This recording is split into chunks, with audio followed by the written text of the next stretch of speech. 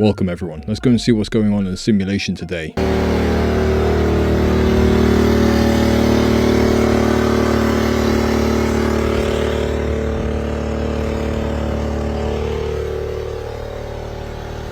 And they're trying to make it seem like those electric cars are better for the environment. Where do you think the electricity comes from, which is generated to power these vehicles? Because I can promise you, the majority of it is not coming from renewable resources. How ridiculous having an electric generator, a petrol generator on the back of a Tesla. I thought I'd seen everything, but TikTok's full of surprises. How many of you have an electric vehicle? Let me know in the comments below. This security camera caught a dog transforming into a man. Pay attention, y'all. It's a dog at first. It's definitely an animal. No, nobody else is in the camera. Now it's a human being. Somebody explain that to me. That's insane. As for always, thanks for watching and stay weird, y'all.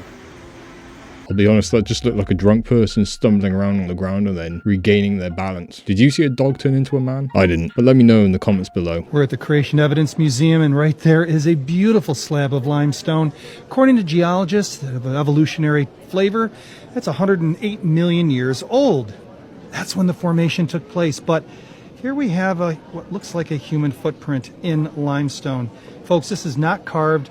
This is original to the stone, which means that either humans were over 100 million years old, or that the biblical record is correct. There was a worldwide flood 4,500 years ago, and that's what accounts for this footprint in stone.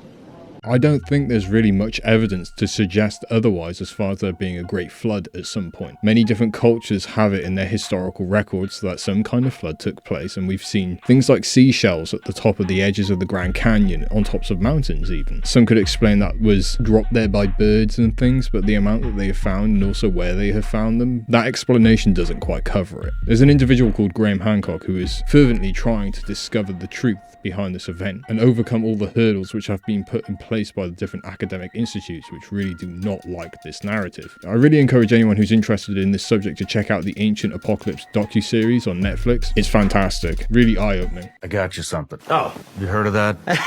Yeah, that's awesome. The unplugged phone? Yeah. So there's no advertising ID from Facebook, Google, I love it. any of those other places. Thanks, man. You're welcome. This is great. Hopefully that'll help you with... Oh, I'm going to start using it right away.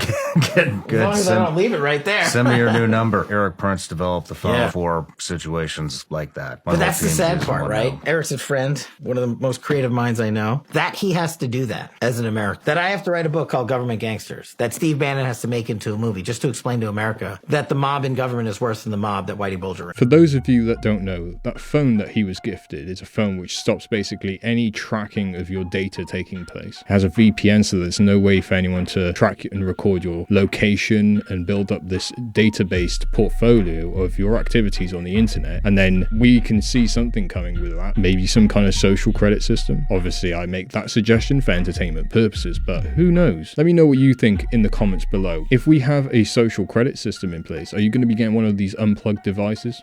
Have you ever talked about something and then got an ad for it on your phone right after? It's the weirdest feeling, and a company just admitted to doing this. So Cox Media Group was pitching to investors their active listening software, saying that AI is using what they call real-time intent data by listening to our conversations, saying advertisers can use this and that we leave a data trail based on our conversations and online behavior. Companies have spoke up about this, Google saying they removed CMG from its partners program, Meta is saying that they're reviewing this company to see if it violates any terms of service and that they do not use our microphone for ads. Amazon has said it has never worked with CMG and has no plans to do so. Seems like someone's lying there, right? Didn't someone prove this to be true though? Someone tested by talking about some particular subject which was completely irrelevant to what their interests are, and eventually Facebook ended up showing them adverts based on what they kept talking about. So to me it seems like someone's lying, I'll be honest with you. Why wouldn't they be collecting that data? Either they're telling the truth and they don't collect data via microphone, but they're getting that data somehow. Could it possibly be through brainwaves? We've covered that subject in a previous video. Who's to say that our technology isn't already at that point where they're collecting your behavior data via amplify your brain activity. Let me know in the comments below what you think. Your main goal is to make synchromysticism a legitimate form of woo. How would you compare it to the other forms of woo? Synchromysticism is a form of mysticism, and the mysticism is just like jumping in the water and just see where it takes you.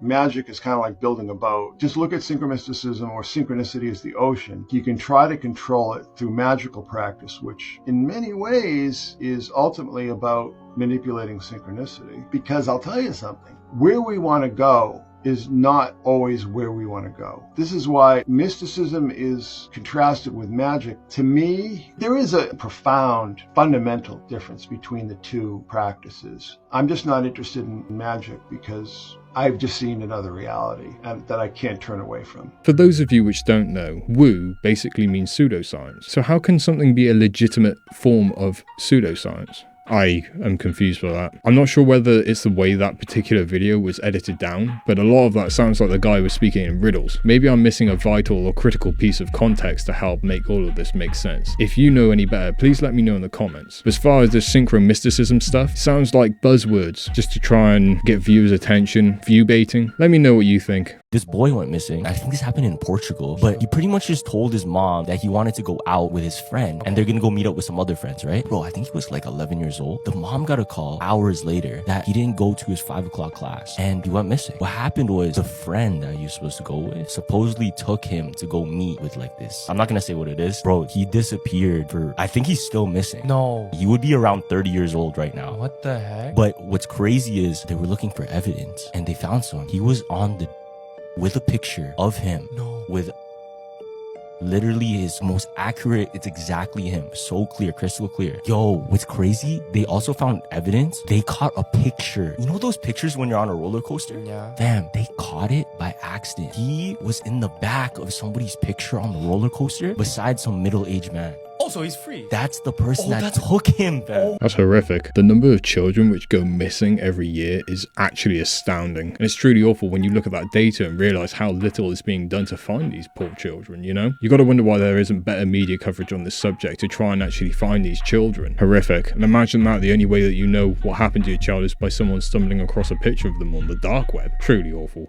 Aliens, creatures, is there any evidence that can shapeshift, look like other humans? A lot of people report seeing that these UAP can look like an aircraft, sometimes disguise itself like a 747, or the occupants can make themselves look like human beings. I'll tell you, mimicry is something that is common in nature, and it's even common in what we do. There are species, and the coral snake is very deadly. The king snake has the same colors, except for color arrangements are in opposite order, and these animals mimic other animals for protections. In the old days, we would string lights away that would try at night to make a big, large destroyer appear to be fishing boat. Like deception is part of camouflage. So if there is a species far more advanced than human beings, it's not inconceivable that zookeepers will often wear these panda suits. So they don't destroy the local panda population. Of course, it's entertaining to us to see a bunch of humans walking around in panda suits, but it's effective. And the problem is when we start going down the road of, we say shape-shifting, and we start going into the world of woo and paranormal. And there's nothing wrong with it. Everything by definition in science is paranormal until it becomes normal. I don't really know. Now, cloaking, that's a different story. We do have some information that indicates that these things do have an ability to try to evade some of our sensor, for example, radar, like spoofing or radar jamming occur. The low observability portion of the 5 observables, it includes things like active camouflage and cloaking, low observability. So it's hard to see. There is information that we have that pertains. So we keep coming across the subject of UFOs and extraterrestrials, one subject that I find absolutely fascinating. I still stand by my own thoughts, which is they aren't from out of space. I think they're from here. As far as it being camouflage, I just think we can't comprehend what we're looking at because it's something which is extra dimensional. Maybe we're only seeing a fraction of it because that part of what we are seeing happens to be in our dimension at that time, and the rest of it is phasing in and out of different dimensions. And maybe then that explains why the appearance of it is shape-shifting. Could just be phasing in and out of dimensions. Let me know your thoughts in the comments below. With solo cups, some metal foil, and a speaker cone spring. But when I put this thing up against my beehive,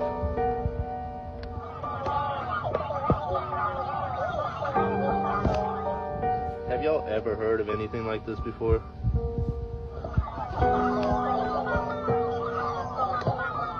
But there's no sunlight coming in and hitting that light, right? So I'm holding my phone, I'm just gonna walk closer and closer, and as we walk closer, look at the reflection. Damn it, I had the phone plugged in. Look at the reflection. The lights are on. but the lights are not on.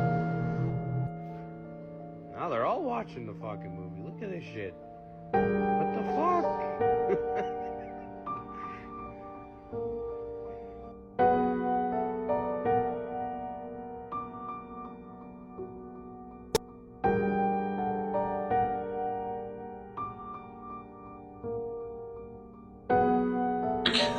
Very 80s looking guitar, and every time I strum,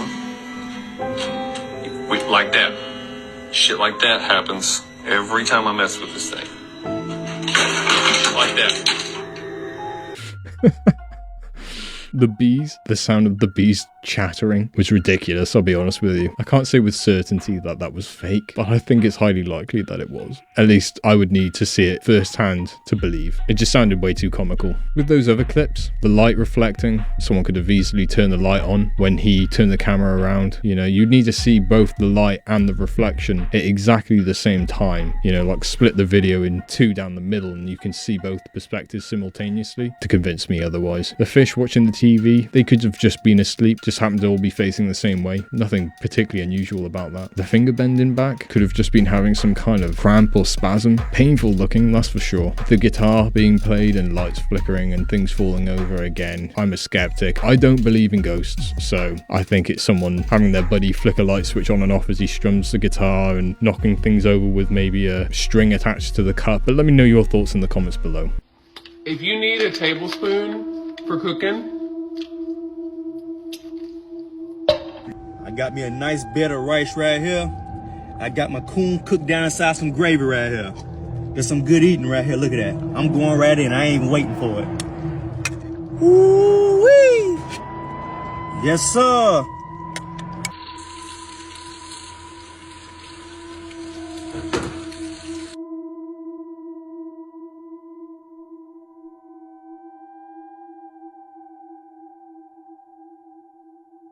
My ex-husband is coming over to see the children, so I cooked and cleaned so the house smells yummy. That's what my grandmother taught me, so he knows what he's missing. You can't eat at everybody's house. Whoa, whoa, you can't eat at everybody's house. Warm enough? Yeah. Oh, yep, it looks, yep, warm enough. Pliable. Oh, right up in Oh, no! You're gonna tell me that this is not the best corn you've ever had. I'm gonna tell you you're a liar. What are you gonna do with this afterward?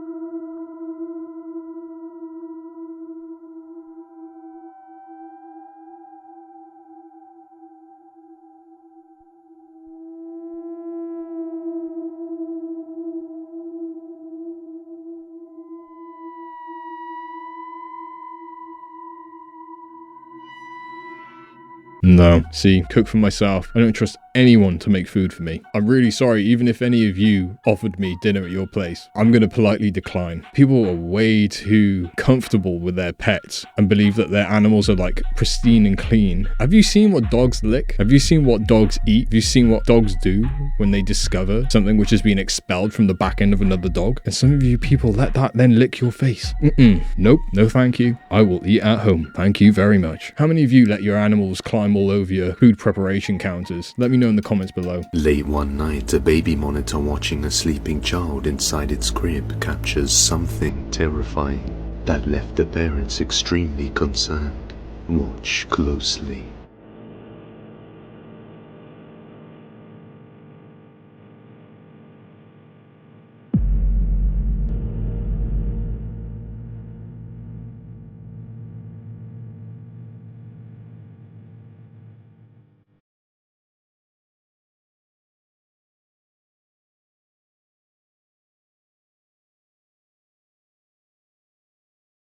A dark mass can be seen hovering past the crib before suddenly rising up above it and looking down at the child. The parents are 100% sure that this wasn't human, and you can tell by the way this mass just moves across. Ever since this day, the children would often stare into dark places and wouldn't respond when being called, as if they were stuck in some sort of trance. But after this continuous behavior, they decided to move houses. And everything seemed good at first until they captured this. Shay Shay. Cheyenne.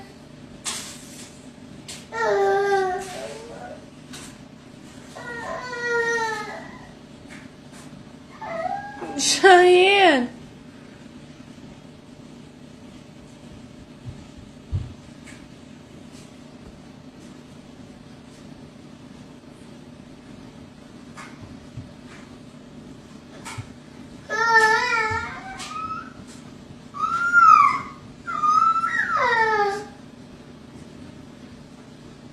Cheyenne.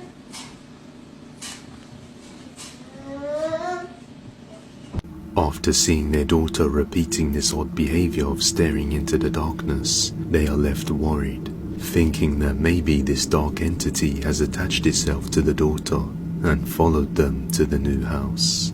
They have no idea what they should do to stop this, and hope that it doesn't get worse. I really struggled to see the dark mass moving across in the background, but I managed to catch a glimpse of it. You've got to bear in mind, the bit depth, the frame rate, and the shutter speed of these little in-house security cameras is really poor, especially when they're using the night vision mode like that. That could have just been someone with a blanket over their head, just like creeping along just for the sake of getting some views on a video. And as far as the child in the walker standing by the door and sort of pawing at the door and pointing, it's probably just the father in there just messing around and trying to get the baby to react. I'm not seeing anything which makes me think, oh yeah, paranormal activity. All of this could have easily been put together by a person just trying to get views on the internet. I always wonder, if people couldn't share these things on social media, do you think they would make such a big fuss out of it? Do you think they'd even tell anyone? I feel like if people couldn't share these stories, no one would ever experience them. Just a thought, you know? Let me know what you think in the comments below. Mars, once a planet of great potential, might have had life billions of years ago. Evidence suggests that water flowed on its surface. Rivers, lakes, perhaps even oceans. Where there was water, there could have been life. But today, Mars is a cold, desolate wasteland. What caused this transformation? One of the leading theories points to Mars's weak magnetic field. Unlike Earth, Mars couldn't shield itself from solar winds. Over time, these powerful winds stripped away its atmosphere, leaving the surface exposed to deadly radiation. Without a protective atmosphere, any water would have either evaporated or frozen, making the planet increasingly inhospitable for any potential life forms. Another possibility is that a massive asteroid or comet collided with Mars, triggering a planetary catastrophe. Such an impact could have altered the climate drastically, leading to extreme temperature changes and violent volcanic activity, which would have devastated any life that existed. The evidence for these impacts is still visible today in the enormous craters that scar Mars's surface. Others propose that Mars simply ran out of time. The planet's core cooled, its tectonic activity slowed, and the thin atmosphere gradually leaked away. Over millions of years, Mars became colder and drier, suffocating any chance of sustaining life. It might have been doomed from the start, unable to hold on to the resources necessary for life to thrive. Some speculate about even darker possibilities. Could Mars have once been home to an advanced civilization that destroyed itself? Unusual isotopic readings in the Martian atmosphere have led some to wonder whether a nuclear war could have wiped out a civilization, leaving the planet barren. While these theories vary, one thing remains clear. Mars underwent a catastrophic change that turned a potentially habitable planet into a barren desert. As we study Mars, a haunting question lingers. Could the same thing happen to Earth? Earth is not immune to disaster. Solar flares, magnetic pole shifts, supervolcanoes, or even human-made nuclear war could trigger similar destruction here. Mars' fate serves as a stark reminder that no planet is invulnerable. Life is fragile, and if the forces that ravaged Mars were to strike Earth, our own world could become just as lifeless. Will Earth share the same fate as Mars? Only time will tell. Again, another video where they're saying with such certainty that Mars was once this luscious, ocean-covered planet, and also then saying about the radiation picked up in the atmosphere, suggesting that there was some kind of nuclear war. Where'd they get that data from? And who is they when they're saying that it's theorized that this happened? A lot of these AI videos, these AI voiceovers over AI footage, I find them incredibly difficult to believe in because it just sounds too fantastical and there's no citations to any sources to support what they're claiming. It's just a story as far as I'm concerned. I'm a skeptic. I like to question things. Prove me wrong. I'm not going to just believe something just because someone tells me. I want to see the evidence to support it. I always appreciate a theory. I like a theory which has some kind of solid backing and foundation to it, not just someone chucking an idea out there, you know? Anyone can do that. What do you think? Do you think that Mars was once a luscious green planet with vast oceans surrounding it, just like Earth? Do you think there was once an advanced civilization on it which accidentally wiped itself out and decimated the planet into a state where it's no longer habitable for life as we know it? Let me know in the comments below. Is Post Malone a wildly talented musician or just another mind control agent with an agenda? I'm gonna let you decide. Now, while I never think about Post Malone, for some reason, he was weighing on my mind yesterday. And I thought if there was ever anyone, anywhere, who was playing a role and just a character, he was a good candidate. So I started thinking to myself, who does he look like in Hollywood? And it wasn't very long before it just popped in my head, because if you just add in some facial tattoos, he looks an awful lot like Shia LaBeouf. So much so that you would say maybe they're even brothers. But I don't think they're brothers or clones. I just think maybe they're the same person. Because when you look at side-by-sides and the split of their faces, and of course the symmetry of their faces, well, they just seem to be an exact match. Wouldn't you just imagine that their faces look so much alike and their symmetries perfectly match? What a coincidence. But it's not just their side-by-sides and their symmetry and their love of flannel. They seem to have an affinity for saying, yes, sir. Rehab. Yes, sir. Yeah. Which is it? And then we went out. Yes, sir. And last time I saw you, we went to the Olive Garden. Yes, sir. And rehab. Yes, sir. Yeah.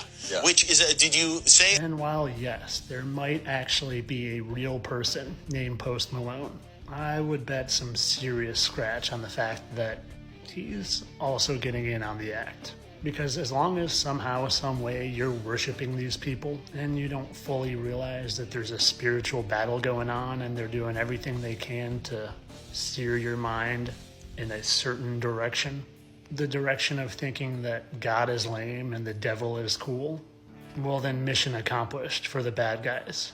But I'm fighting over here for the side of good. And if you guys still look at people like them on the TV and in the music industry and think they're just doing things like this for funsies, well then you got some research to do. Because it's mind control for the masses and they just want you confused in any way they can confuse you. And hey, Shia LaBeouf looks like Post Malone, and Justin Bieber looks a little bit like The Weeknd. Funny, they're getting together. This was all for entertainment purposes, though. I know these guys are two totally different individuals. I'm a satire account, and I definitely won't be doing a video on how Justin Bieber is actually The Weeknd anytime soon. Entertainment only. I think I'm going to have to start limiting the use of that person's content because they really are reaching. I think the last thing we saw then was when they were comparing Mel Gibson to Robert Kennedy Jr. Yeah, I think there's a bit of a reach going on here with comparing people to one another and suggesting that they might even be the same person. There's a lot of people in the world. There's bound to be a couple which end up looking somewhat similar to each other, and some of those people might end up getting famous. It happens. I understand the point he's making about how it's just about influencing people, and you know, they'll use the same people for different roles to influence and gain momentum on a particular agenda, but this one just, I'm not convinced. How about you? Let me know in the comments below. If there are people who don't believe in God, but they're good people, do they go to hell? If you are truly good all the time, 100% of the time, you'll go to heaven. You're a morally perfect person. Thank you, Cliff, for pointing out a clear contradiction in the Bible, because Jesus says that no man comes to the Father except through me, which could not literally be true, because we know that it would be unjust to send infants and children who are unalive to hell because they've never committed a sin. And in your example, if a human being never commits a sin, then obviously it would be unjust for them to be sent to hell. So that means Jesus' statement that nobody comes to the Father except through him is just not true. And it would also be true of Revelation 21:8 when it says that the unbelievers will be cast into the lake of fire, which is the second death. It doesn't matter if you're good, according to these passages. It only matters if you believe. Now, the second problem is that if it's true that people can go to heaven without the saving grace of Jesus, then Jesus' death is completely arbitrary. God could have created any infinite set of rules to get people to heaven that didn't include believing in Jesus. Because if he can do it for the people who lived before Jesus, and he could do it for the people who have never heard of Jesus and died in their youth, or even the aborted babies, and he could do it for anybody else. It's just God deciding what his rules are going to be for each individual person. But if you're like me, someone who tries to do good but too frequently does evil, if you're like me, someone who's chosen to rebel against God, then you wouldn't want to go to heaven, because heaven you have to live together with God. Well, this is a big red herring. Not believing in God is not equivalent to not wanting to be with God. If you told me that there's a new grocery store down the road, and I said, I don't think there's a new grocery store down the road, I didn't hear anything about it, I didn't see it when I drove by, and then your friend said, well, you just don't want to go to the store, that would be an illogical statement. It's probably more likely that I just don't believe you. So not believing in something is not the equivalent of not wanting that thing to be true. So hell would be better, because in hell, we're separated from God. And if you want to be separated from God, he'll grant your request. This is what we would call a false dichotomy. You're basically suggesting that God only has one of two options. He could let you into heaven, or he can send you straight to hell. But God is limitless. There is an infinite set of options. He could have created 400 other worlds to place people in. This is like saying, I'm going to invite you out to dinner, and if you say yes to me, we're going to have the time of our lives, and the fun will never end. But if you say no to me, I'm going to lock you in my basement and light it on fire. Those are not two good choices. That is just a coercive choice into doing the thing I want you to do. A real choice would be, would you like to go with me? And if not, that's okay. Now, if I say, would you like to go with me, and that person stabs me with a knife, then maybe I have the right to do something negative towards them. But just not choosing God or not believing in God doesn't warrant being set to eternal torture in hell. That's a completely illogical and unnecessary step for a limitless God.